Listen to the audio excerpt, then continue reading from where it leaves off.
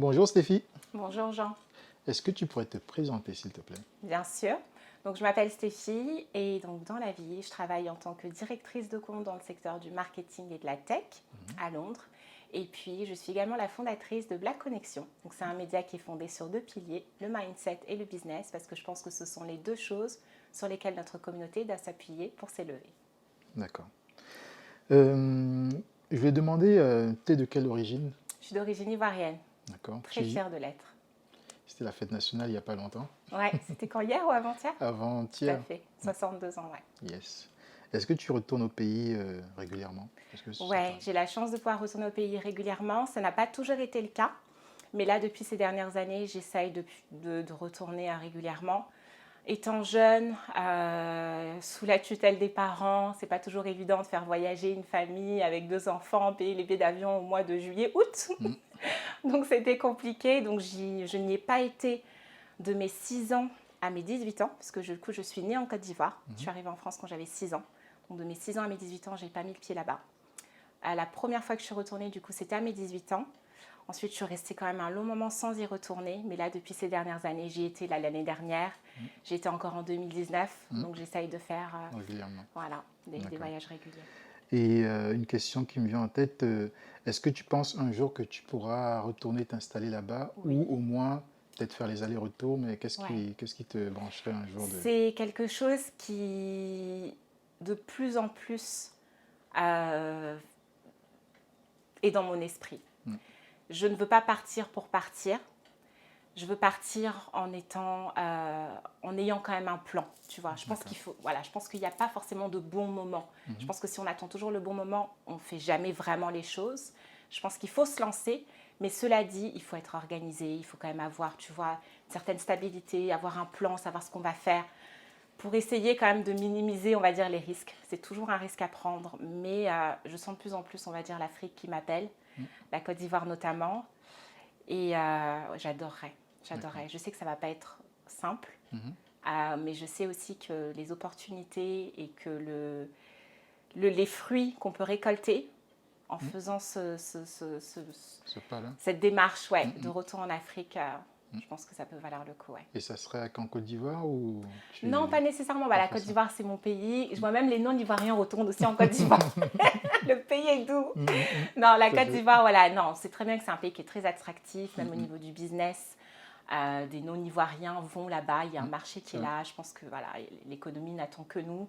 Je parlais avec des gens qui sont dans le domaine et qui me disent que, enfin, il y a tout à faire, comme dans beaucoup de pays en Afrique.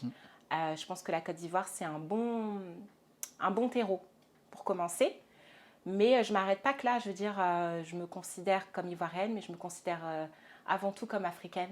Donc s'il y a d'autres opportunités, s'il y a d'autres pays qui m'appellent, j'irai volontiers. Je ne suis pas bloquée par le fait que je sois ivoirienne et du coup que je ne dois être qu'en Côte d'Ivoire. Pas du tout, au contraire. D'accord. On s'est vu aujourd'hui Oui. pour une raison. Donc, Ouais. du coup, c'était pour mon projet Afro-Woman que je mène avec Merveille depuis 2017. Ouais. Et du coup, je lui ai demandé qu'est-ce que tu as pensé de la séance déjà? Comment ça Écoute, s'est c'était passé? génial, bonne ambiance. C'est agréable de travailler avec toi. Le rendu, j'étais vraiment agréablement surprise. Enfin, agréablement surprise, pas vraiment, parce que en ayant vu déjà les photos que tu fais sur les réseaux, j'avais découvert ton travail, je pense, il y a... Ça fait combien de temps? Peut-être il y a 2 ans, j'avais vu quelques photos, j'avais trouvé cette page magnifique, les photos magnifiques, donc je savais déjà que le level était là. Mais en voyant déjà les premiers résultats de ce qu'on a fait, je suis trop ravie en fait, je suis vraiment contente. Et donc bravo à toi, bravo à Merveille. Merveille. Vous faites un travail fantastique. Merveille n'est pas là, mais c'est elle qui On a pense fait à le elle. make-up, c'est elle qui a attaché le pagne. Et non, le rendu est vraiment bien. Et là, avec la démarche que vous avez fait de créer l'association et les projets qui arrivent derrière, vous avez tout notre soutien. Continuez, c'est vraiment beau ce que vous faites. Et merci de révéler, de magnifier l'Afrique et les femmes africaines surtout. Merci. Et je voulais demander, c'est un truc en plus, je viens pareil d'y penser, Ouais. c'est par rapport au foulard. Est-ce que tu as quelque chose par rapport au foulard, une attache, ou qu'est-ce que le foulard évoque pour toi? Par exemple, on t'a fait on t'a fait un attaché de foulard, Ouais. Merveille t'a attaché le foulard. Est-ce que, comment dire, est-ce que tu as eu, comment dire, qu'est-ce que ça te Qu'est-ce que ça m'évoque? Voilà, qu'est-ce que ça t'évoque? Alors, j'ai toujours cette image, tu sais, des mamans, des tatas au mariage, aux cérémonies avec les foulards. Je trouve qu'il y a une dimension de royauté avec nos foulards, c'est incroyable. Je trouve que ça révèle tout de suite notre royauté, en fait. Je me sens comme une reine quand je porte des foulards. Souvent, en plus, ce sont des couleurs qui sont tapantes et qui vont tellement bien avec notre teint.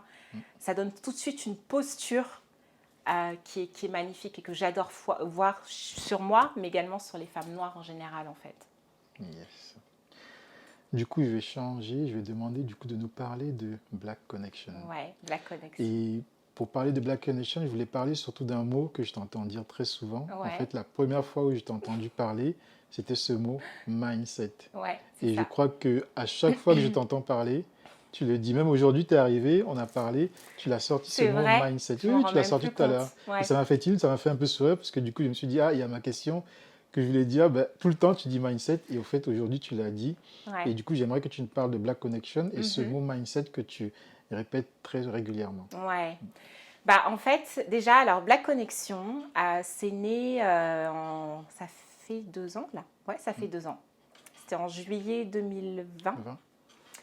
20. Et c'est né tout simplement à la suite de la mort de George Floyd. Ça a vraiment créé un électrochoc en moi. Et je me suis dit qu'en fait, je voulais être actrice du changement que je veux voir s'opérer dans notre monde et dans la communauté. Et du coup, la chose que je me suis demandé, c'est mais qu'est-ce qu'on peut faire en fait pour imposer le respect? Parce que pour moi, le respect ne se quémande pas. Le respect, il s'impose. Et il s'impose notamment par notre façon d'être, notre manière d'agir et l'image que les gens ont de nous. Et je pense que, comme dans tout, comme dans la vie, notre mindset, c'est-à-dire la façon dont on est programmé mentalement, c'est ce qui a une conséquence en fait sur notre vie. Et du coup, c'est pour ça que pour moi, c'est hyper important. Et je pense que si on veut voir les choses évoluer, il faut qu'on se responsabilise. C'est trop facile de pointer les autres du doigt. Certes, les autres, on peut pointer les autres du doigt. Il y a des changements qui doivent s'opérer de la part du système, tu vois, vis-à-vis des Noirs. Mais si on attend que ce soit les autres qui changent, quel est notre rôle à nous? Comment est-ce qu'on fait évoluer les choses? On se dépossède de tout notre pouvoir quand on fait ça. Prendre possession de son pouvoir, c'est-à-dire je suis responsable et ce sur quoi je peux agir, j'agirai. Et c'est comme ça que les choses vont pouvoir évoluer. Et en fait, si ce n'est pas nous qui le faisons, qui va le faire? Moi, c'est vraiment la chose que je me dis. Donc, il y a des choses dont je ne suis pas responsable. Mais ce dont je suis responsable, là, je vais le faire moi, en fait. Et ce dont je suis responsable, c'est ma façon de penser, ma façon d'agir vis-à-vis de moi, vis-à-vis de ceux qui me ressemblent et vis-à-vis du reste du monde. Et je pense que une des choses qui a été faite par les détracteurs et due à un pan de notre histoire, l'esclavage, la colonisation, toutes ces choses-là ont laissé des séquelles et avant tout mentales, tu vois, dans notre système de pensée, la relation qu'on a à nous-mêmes, le rapport du coup qu'on a les uns envers les autres. Parce que tout ça, c'était une stratégie. La stratégie, comme j'ai toujours, du diviser pour mieux régner, tu vois. Donc, si j'ai le sentiment que c'est une stratégie qui a été utilisée par rapport notamment justement à l'esclavage, à la colonisation, toutes ces choses-là qui ont laissé des séquelles aujourd'hui encore dans notre communauté et en tant qu'individu à l'échelle personnelle, eh ben, on utilise la stratégie inverse. Diviser pour mieux régner? Ok, ben nous, ça va être le fait de s'unir. Et donc, c'est pour ça que je parle souvent de mindset et que du coup, les deux piliers de Black Connection sont mindset et business, mais qu'en fait, le slogan de Black Connection, qui est même dans le logo, c'est indivisible et conscient. Indivisible, parce que du coup, on va à l'opposé de la désunion, tu vois, du fait de diviser, te diviser avec toi-même, avec qui tu es, avec ta culture, avec tes valeurs, avec, tu vois, tout ce qui fait ton africanité, et donc te diviser avec les autres qui te ressemblent, parce qu'on sait que dans l'unité, il y a un pouvoir qui est immense, tu vois. Donc, l'encontre de ça, c'est l'indivisibilité. Mais ça, dans la diversité et dans l'adversité, parce qu'on n'a pas besoin de penser tous la même chose, on n'a pas besoin d'être tous les mêmes, on n'a pas besoin d'être tous d'accord, c'est impossible. Et ce n'est pas le but en fait, parce qu'il y a une complémentarité dans le fait de ne pas être d'accord sur tout. Mais même dans la diversité de nos opinions, de qui on doit être indivisible. D'accord? Et l'autre chose, c'est conscient. Parce qu'il faut avoir conscience de tout ça. Et je pense que j'invite simplement... On va attendre qu'il... T'as bien vu? T'as bien entendu? Oublie pas ce que tu es en train de dire. Garde-le bien en tête. Garde-le bien en tête parce que du coup, je voulais pas que tu commences à enchaîner. Et oui, t'as bien fait. Moments later. Et conscient parce que je pense qu'il s'agit simplement d'agir en conscience. Que ce soit dans notre façon de consommer, que ce soit dans notre rapport à nous-mêmes, que ce soit dans nos rapports aux autres, dans les rapports qu'on a vis-à-vis des entrepreneurs noirs, des marques black-owned, tu vois, toutes ces choses-là en fait. Et je pense que voilà, on invite simplement les personnes qui ont envie de faire cette démarche-là, qui sont aussi dans cette démarche d'éveil, de se rassembler, de s'unir autour de, tu vois, de cette cause, de cette idée, de cette volonté en fait surtout. Et c'est pour ça que, ouais, indivisible et conscient. Et ça me vient en fait du fait que quand je cherchais le logo de Black Connection, je regardais un petit peu les signes, tu vois, africains. Et je suis tombée notamment sur des symboles Adinkra. Et en fait, ces symboles, il y avait plein de symboles différents avec plein de significations. Et je suis tombée sur un symbole qui avait une signification qui m'a vraiment marquée. Déjà, j'ai été attirée par le symbole. Et la signification, c'était « l'indépendance est livrée avec ses responsabilités ». Je répète, l'indépendance est livrée avec ses responsabilités. Ça veut dire que si on veut obtenir certains résultats, si on veut voir les Africains, les Noirs s'élever dans ces sociétés-là, on doit se responsabiliser. Notre indépendance est livrée avec la responsabilité de faire le travail et les actions nécessaires pour en arriver là en fait. Si ce n'est pas nous qui le faisons, qui va le faire? Et donc il y a vraiment aussi cette phrase-là et c'est ça qui a donné naissance du coup au logo Black Connection, à indivisible et conscient et du coup l'indépendance est livrée avec les responsabilités que je dis mais à qui veut l'entendre en fait parce que je trouve que cette phrase-là elle veut tout dire. Impactante. Ouais. Et juste est-ce que le Black Connection, vous êtes une équipe, tu n'es pas toute seule? Ouais, non, je suis pas toute seule. Ouais, on est deux principalement. Ouais, okay. On est principalement deux. Après, on a des collaborations, on travaille certaines fois avec des personnes quand on a besoin d'aide, de certaines expertises. Mais dans l'équipe, on est deux. D'accord, ok. Et du coup, en parlant de mindset, est-ce que tu penses justement que le mindset de notre communauté change ou commence à changer ou a changé? Quel est ton avis par rapport à ça? Est-ce que ça a changé ou pas du tout? Si, ça a changé. Je pense que ça a changé. Je vois beaucoup de choses qui se font. Je vois beaucoup de choses qui se font, des événements, rien qu'on parle des événements qui se font. Là, par exemple, il y aura la deuxième session de Business Africa qui va se faire. Il y a eu l'événement avec les médias, Masterclass Média avec Maya la Mystérieuse. J'ai pas envie d'en louper, donc j'ai pas envie de tous les citer, mais il y a tellement, il y a des mouvements comme la Wave de Baseli qui se fait, B-YouTube, les BI Talk, c'est ça que les B-Talk, on sait jamais comment dire. Est-ce que c'est B-YouTube, B-I-E YouTube, by YouTube, anyway. Donc les B-Talk qui se font, on est là, on se pose des vraies questions qui sont pas toujours faciles à aborder en fait. Et on n'a pas peur de débattre sur certains thèmes comme ça qui sont assez divergents parfois. Tout à fait. Mais est-ce que vraiment la communauté je sais qu'il y a une partie qui prennent le pas, mais est-ce que la communauté, comment dire, c'est très souvent, c'est un truc est-ce que l'amusement n'est pas, entre guillemets, le truc encore favori ou parler de choses futiles? Je prends un exemple, par exemple, pareil, je fais partie aussi de l'équipe de BI.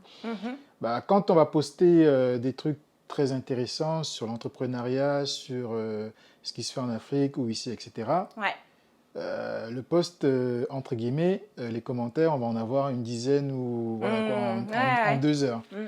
Mais quand on va poster, par exemple, une femme qui va bouger les fesses, ou une C'est femme et un Kelly? Tu homme parles de Kelly? qui se battent, ou je sais pas, un truc vraiment futile, Ouais. en moins de 2 minutes, on a peut-être 40 fois plus de commentaires. Ouais, bien sûr. Mais ça, en fait, j'ai envie de te dire que c'est humain. Mhm. Je pense qu'il ne faut pas qu'on s'accapare certains comportements. L'être humain aime tu vois, la distraction. On aime les choses drôles, on aime les choses, les affaires de Mhm. les rigolades. C'est humain en fait. Les On n'est pas Congossas. différents. Les Congossas, tu vois ce que je veux dire? Mhm. On aime ça. Voilà, c'est ce qui fait parler les gens. Mhm. C'est ce qui fait tourner, tu vois, le truc quoi. Donc franchement, ça me surprend pas. Mhm. Ça me surprend pas. Par contre, ce qui est important effectivement, c'est que tout ça ne prenne pas le pas sur les vrais sujets importants en fait. Mhm. Tu vois. Et que qu'il y ait certaines personnes que les sujets importants n'intéressent pas, c'est leur problème. Mais c'est essentiel qu'on parle des sujets importants. C'est essentiel qu'on passe à l'action. Et je pense qu'il y a plein d'actions qui sont faites. Il y a des éveils. Enfin, je vois vraiment un éveil de notre génération. Je pense que chaque génération a en quelque sorte eu sa mission. Tu vois, je prends la génération de nos parents. J'ai le sentiment que eux, leur mission, et souvent on a tendance un petit peu à négliger en disant que ouais, nous, oh, nos parents, parce qu'on voit comment les parents parlent, hein, les tontons, les tatas, oh l'Afrique, oh machin, oh là-bas c'est gâté, oh ci, oh ça. C'est toujours compliqué quand tu leur dis que tu veux retourner en Afrique, ils vont dire mais qu'est-ce qui va pas chez toi en fait? Il y a quoi?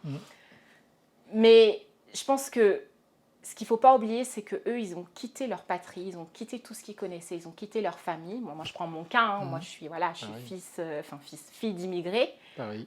Ils ont quitté tout ce qu'ils connaissaient pour venir dans l'inconnu à une époque. Je vais te couper juste, Vas-y. on va dire expatrié. Parce que moi, j'ai Parce dit que, immigré. parce qu'à chaque fois, on dit immigré pour nous, mais quand eux, c'est eux qui vrai. ont dit expatrié. Ouais. On va aussi dire le mot C'est expatrié. vrai, tu as trop Voilà. raison. Tu as totalement raison. Ça, tu as abus de langage. À force de dire ça et d'entendre ça, surtout. Oui, nos parents se sont expatriés. Ouais, tout à fait. Comme eux, quand ils sont en Afrique, Ouais. nos parents se sont expatriés ici. Ils ont quitté tout ce qu'ils connaissaient pour venir ici, dans un pays qui n'était pas forcément des plus accueillants. Ça peut être un peu hostile, à faire des jobs que les autres ne voulaient pas faire, à se retrouver des fois à avoir des diplômes et finalement à revenir en bas de l'échelle, en fait, tu vois. Bien qu'on dise qu'il n'y a pas de sous-métier, nos parents font des boulots qui sont difficiles, ok. Et je pense que ça a été leur mission. Et tout ça pour nous assurer un avenir meilleur, une éducation meilleure. Tu vois, aujourd'hui, on est là, on a pu faire des écoles, les grandes écoles, on a pu avoir une certaine éducation. Et on à leur dit, nous on va maintenant. rentrer.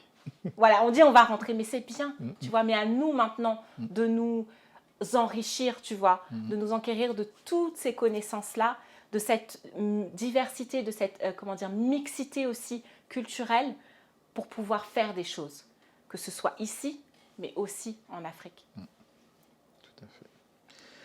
Et du coup, une autre question qui découlait un peu de ce dont on a parlé avant, par rapport au réseau. En janvier 2021, c'est là où c'est pas là où je t'ai découvert, mais c'est la première interview de toi que j'ai vue, donc sur La France cachée.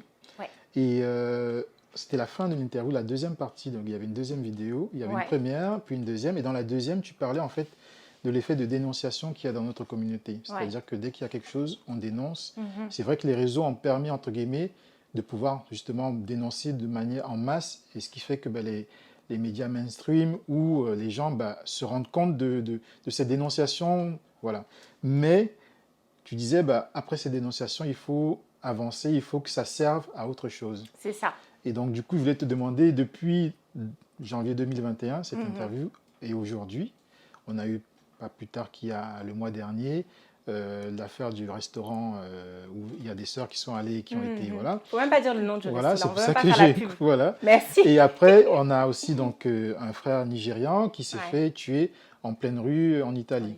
Donc du coup, pareil, on a dénoncé. Mais est-ce que tu penses que depuis 2021, quelque chose a évolué après ces dénonciations, ou est-ce que c'est toujours la même chose? Qu'est-ce que... J'ai envie de te dire que je suis de nature optimiste. Et comme je disais pareil dans la même interview, je suis de ceux qui pensent que pour obtenir des résultats positifs, il faut penser positivement.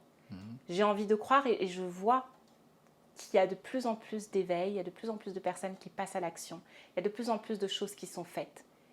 Mais il y a également énormément de travail qui reste à faire. Parce qu'on voit avec les événements que tu viens d'évoquer que le respect, il n'est pas imposé et ça ne va pas se faire du jour au lendemain, tu vois. Mais ce serait mentir de dire que non, finalement, il n'y a rien qu'à changer. D'un côté, j'ai envie de te dire, bah oui, les choses n'ont pas nécessairement évolué puisqu'on voit encore ce type d'événement, on voit encore ce type de comportement, mais ce n'est pas des choses qui vont changer rapidement.